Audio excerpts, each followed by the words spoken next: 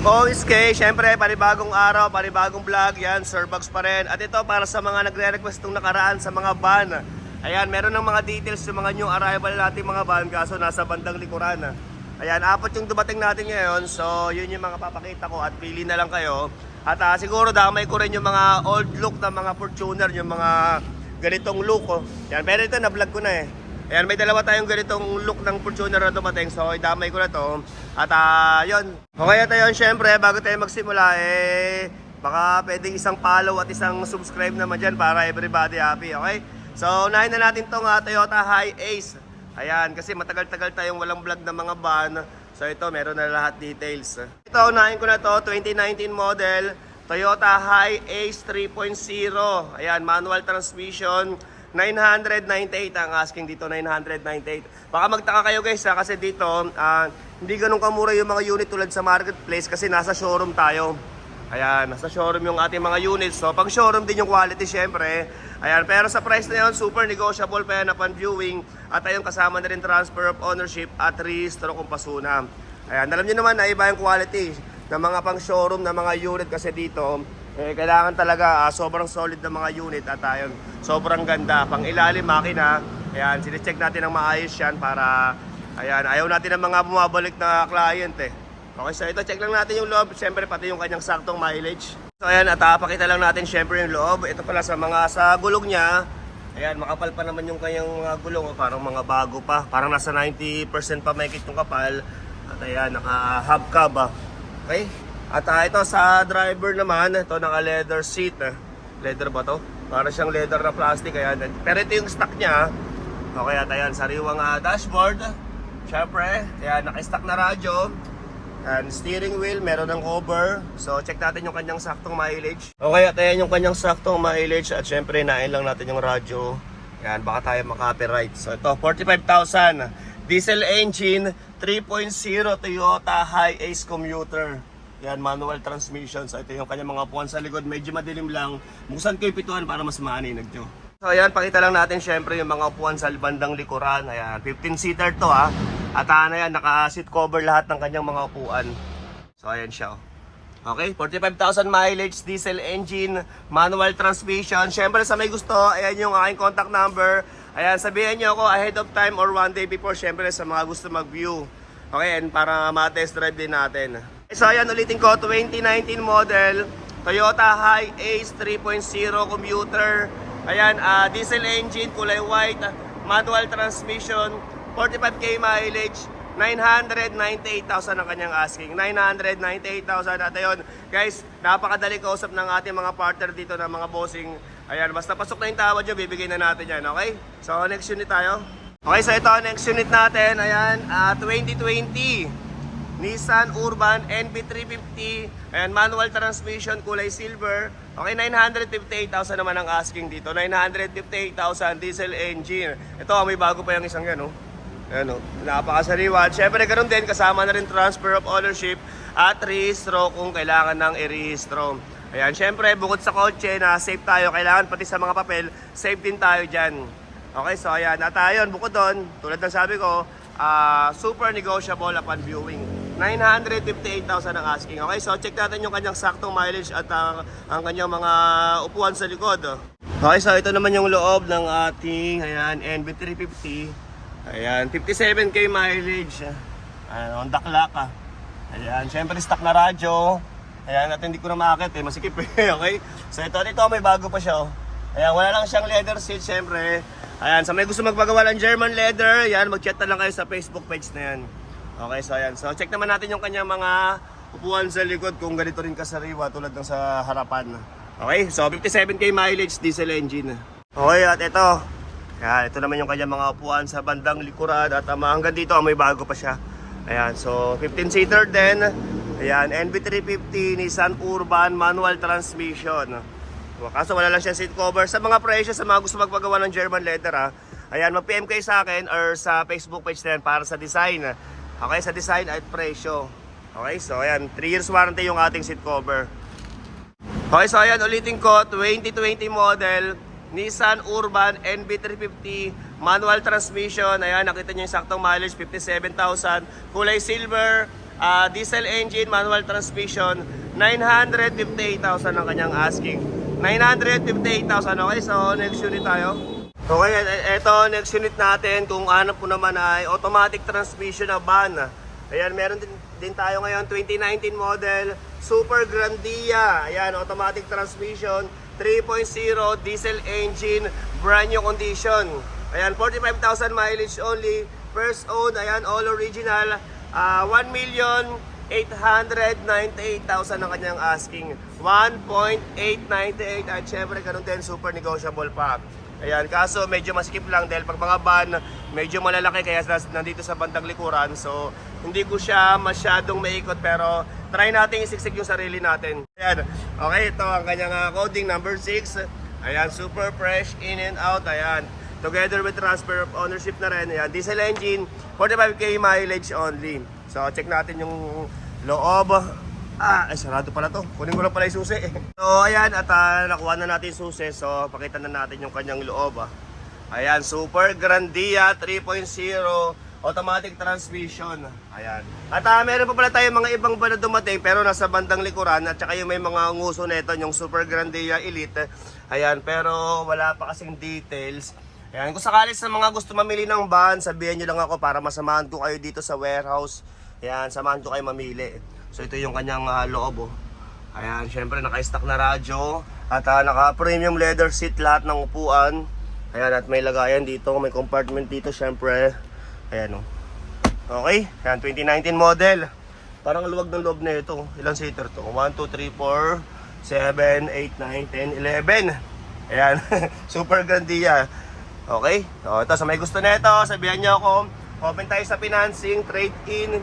At para sa sample quotation, ayan, mag-direct message kayo sa aking messenger. Ayan, i-type nyo lang sa mga Facebook nyo, Sir Bugs. Okay, para masendan kayo ni admin ng estimate ng quotation at saka list of requirements. At meron na rin pala mga ayan, monitor dyan sa hairdress. Okay? Okay, so ayan, ulitin ko, 2019 model Toyota Super Grandia. Ayan, 3.0 automatic transmission, diesel engine, kulay white. Okay, 45k mileage only. 1,898,000, 1.898. Ayan. Ayan, super negotiable pa yan. Okay, sabihan nyo lang ako syempre para may ready kong unit at matanggal ko rito kasi napakahirap.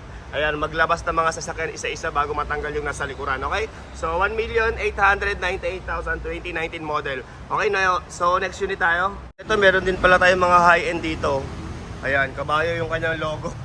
Okay, next content ko na lang yan. Pag-aaralan ko pa kung paano mag-vlog ng mga ganyan ka-high-end. Siyempre, kailangan dyan detalyado ng sobra. Tapos, yung mga features. Ayan, next content ko na lang yan. Pag-aaralan ko muna yan, okay? At next unit natin, meron tayo dito Grand Starex Urban na automatic transmission. Ayan, at meron din pala tayo dito Palisade. Palisade pa ang tawag sa pronounce yan. Ayan, okay, pero yan, available yan. Pero hindi ko pa napablog yan eh. So, dito tayo ngayon. Ayan, 2019 model Grand Starex Urban. Ayan, kulay white, automatic transmission, diesel engine, first owner. Yan, ganun din, all original, 62k mileage, 1,388,000. Hindi ko lang masyadong mapakita yung harap niya. Napakasikip kasi. Kita nyo ba? Sana ayan. Ang hirap na sa likod.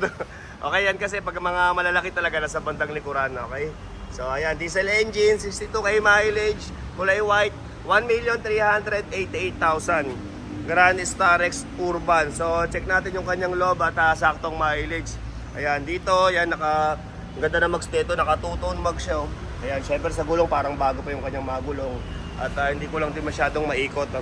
Ayan, naaninag pa yung kanyang mukha. Ayan. Okay, so check natin yung loob. Ito naman yung loob ng Grand Starex Urban. Ayan, naka-leather seat na premium. Ilang seater to? 9-seater. So ayan, hanggang likod lahat ng upuan naka-premium leather. At ito medyo maluwag din yung loob niya. Okay, ang ganda na ito. Parang pang ano siya, artista band din. Ayan, napakaganda ng kanyang harapan din sa bandang driver's side. Ayan, steering wheel, maraming controls dyan. Siyempre working lahat yan. Ayan, iba na rin yung kanyang monitor, naka-stack pa. Ayan, may saksakan dito para sa cellphone. Siyempre lagayan ng baso. At ayan, sariwang dashboard. Okay, mind nyo na to. Okay, 62k mileage, diesel engine. Ayan, nakaano na rin siya, sidings. At meron itong sunroof eh, ano. Ayan yung kanyang sunroof. Oh. Siyempre may mga controls din dito para sa aircon at yan. Okay, may nyo na to, siyempre. Ayan o. Kabilaan yung pintuan niya. So ayan, dito ako tumabas sa bandang kaliwa. Meron din palang nabubuksan din pala dito sa bandang kanan niya. Ayan o.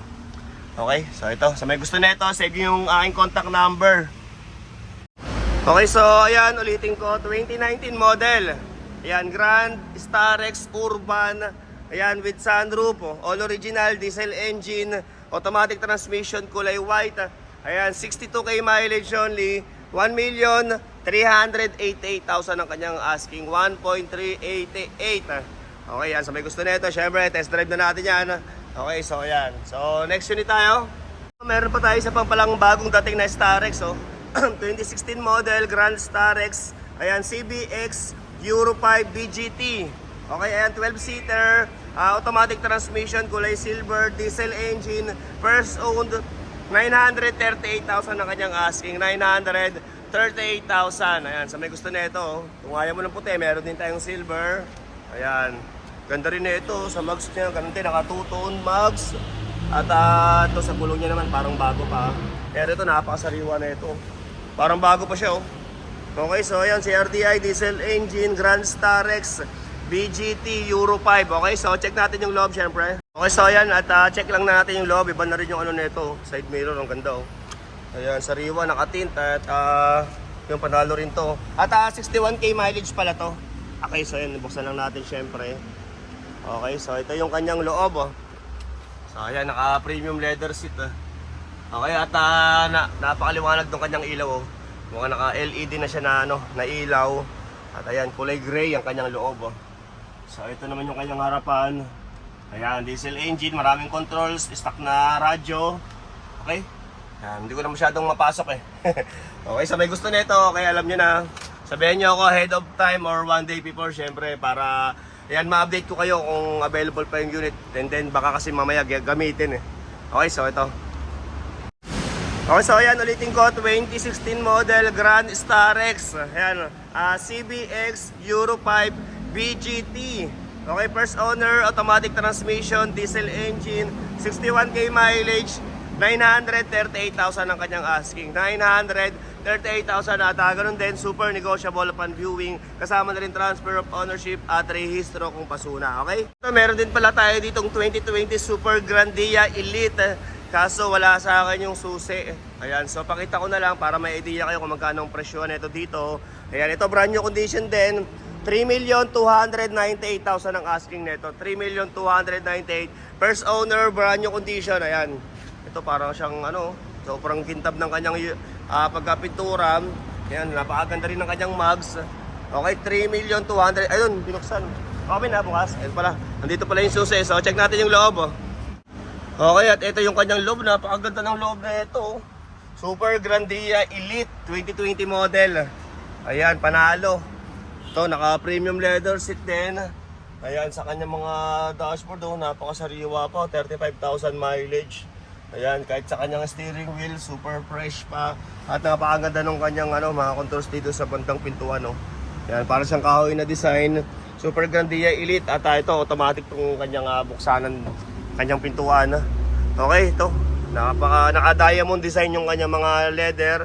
At may mga controls banda dyan. Okay. Super Grandia Elite 2020 model. 3,298,000. Ayan, para siyang artista van. Hindi, artista van talaga to. Ayan, Okay. Okay, so ayan, ulitin ko. 2020 model. Super Grandia Elite. Ayan, automatic transmission, diesel engine, kulay white. 3,298,000 ang kanyang asking. 3,298,000. Brand new condition. Okay, so next unit tayo. At ito, next unit natin. Yan, sa mga naghahanap ng old look na Toyota Fortuner. Ito, sobrang baba ng mileage. 31,000 mileage only. Yan, para siyang hindi 2014 model. Sa kanyang itsura, sa kanyang pagkapintura. Para siyang, yan, super, super fresh. So ito, 2014 model. Toyota Fortuner G 4x2, automatic transmission, kulay white, diesel engine. Ayan, super fresh, in and out. Ito yung tinatawag na Class AA unit. Ayan, 818,818. Pero syempre, negotiable pa yan. Okay, 31,000 miles, batang-bata oh. So ito sa mags niya, napakaganda ng kanyang mags oh. Kulay gray. Okay, sa gulong, ganoon din, makapal pa naman. Ayan, naka-stepboard, kulay white. Ayan, meron na ng rain visor at tint. Okay, siyempre, check natin yung kanyang saktong mileage. At dito sa kanyang hood, ayan, meron siyang butas banda dyan oh. Okay, so tignan naman natin yung loob oh. Okay, at ito naman yung kanyang loob oh. Ayan, napaka-fresh pa talaga siya oh. Ayan, sa kanyang steering wheel, monitor. Okay, sa kanyang dashboard, 31,000 mileage. Ayan, automatic transmission. Naka-premium leather seat hanggang likod. Ayan, lahat naka-leather. Okay, so ayan. Okay, sa may gusto na ito kasi last time marami naghahanap ng ganitong itsura ng Fortuner. Ayan, 818,818. Ganun din, negotiable pa yan. Okay, so ito naman yung kanyang mga upuan sa bandang likuran. Okay, ayan. Okay, so ayan, ulitin ko, 2014 model Toyota Fortuner G. Ayan, automatic transmission, 31k mileage, kulay white, 4x2, diesel engine, 818,818. Okay, so next unit tayo. Okay, at ito naman yung isang new arrival natin na Toyota Fortuner. Pero ito ano siya, 4x4. Ayan, 70,000 mileage, 2013 model, kulay black, automatic transmission, diesel engine. Okay, 838,000 naman ang asking dito. 838,000 para sa 4x4 na Toyota Fortuner 2013 model. Ayan, 70k plus mileage. Kulay black ah. Ito, napakakintab pa din niya oh. Napaka-ingat na unang may-ari. First owner to ah. Ayan, kaya sobrang alagang-alaga to ng unang may-ari. Ayan, ganoon din. Meron na rin siyang butas banda dyan. Okay, 2013 model 4x4. Okay, so sa mags niya, ayan. Ang kanyang mags sa gulong, makapal pa naman. Naka-stepboard at napakasariwa pa ng kanyang pagkapintura. Okay, so check natin yung kanyang loob. Okay, at ito, syempre, pakita ko lang yung kanyang loob. Ayan, naka-leather seat din. Automatic transmission, 4x4. Okay? Ayan, naka-monitor na rin na maliit. Sariwang steering wheel. Super fresh pa na dashboard. O, ito, may nyo na. 4x4, 2013 model, Toyota Fortuner. Okay, so pakita ko rin syempre yung mga upuan sa bandang likuran. Okay, at ayan, ito naman yung kanyang mga upuan. Sa likuran, naka-leather seats hanggang likod. Okay, pati rito sa kanyang ito. Ayan, medyo madilim na eh. Okay, so ayan.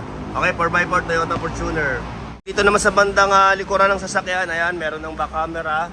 Syempre, meron na ring back sensor. Ayan, merong dalawa. Okay, at meron lang siya konting mga ganyan. Pero syempre, sa second hand, ayan, may mga tuldok-tuldok. Parang tinamaan siguro ng mga asfalto yan. Okay, at ayun, meron sticker dito ng MD. Okay. Okay, so ayan, ulitin ko, 2013 Toyota Fortuner B as victory. Ayan, 4x4, automatic transmission, kulay white, 70k plus mileage, diesel engine. Ayan, 838,000 ang kanyang asking. 838 at ayun, negotiable upon viewing. Ayan, 4x4, top of the line ng Toyota Fortuner. Okay, so ito lang muna siguro sa mga ibang van. Ayan, kasi halos pare-parehas na naman yung mga van na dumating natin ngayon. Yan, magpa-schedule na lang kayo para yan, samahan ko kayo mamili rito. At para sa ibang mga SUV, kasi na-vlog ko na yung mga iba rito. Pero meron pa tayong mga bagong Fortuner at Montero na dumating. Ayan, next content ko na lang. Ayan. At sa mga sasakyan na hindi ko na daanan yung details, ayan, comment na lang kayo rito syempre para ma-replyan kayo ni admin para sa mga sasakyang hinahanap nyo. Okay, so hanggang dito na lang muna. Ulitin ko, Happy New Year sa inyong lahat syempre. Thank you very much for watching.